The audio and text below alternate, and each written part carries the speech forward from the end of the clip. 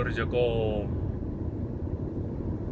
goiko eskolan gabiz lanien, partidu apur bat reorganizetan, eta proiektu interesanti da.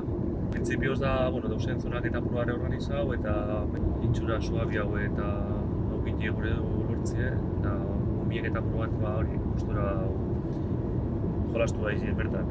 Beste helburu bat izango da bai, hori joku zelaizek eta apur bat reorganizau, jolastu aldabien baloiaz, nunez, zintzuk izango dintzona lasaizek, eta talde neko porik edabi antolatzen eraldaketa hori, eta gabiz prozesu horretan teknikari moduan eskua gotaten. Así que, itxura hona hartuko da nik uste, así que, dana dela gaur momentu pulderrak inasi die, puldera edo rokodromo zona bat egin hasi die, eta bertan mural bat egongo da, eta irantzun lekue muralgile etorri da marrazten, así que, muraldi hona aprobetxauaz, ikusten bai, ezia esan daruen.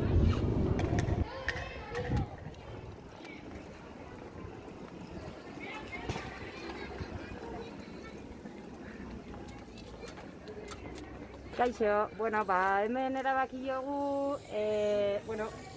motibo geometrikoak isladatziaz, koloretsuak, eta rokodromo bat egongo danaz, eta eskalatzeko asmoa daukatenez hemen, ideia esan apurtxoet mendi batzuk isladatzia, siluetak edo, eta holan ja, rokodromaren piezak jartzeko asmoarekin.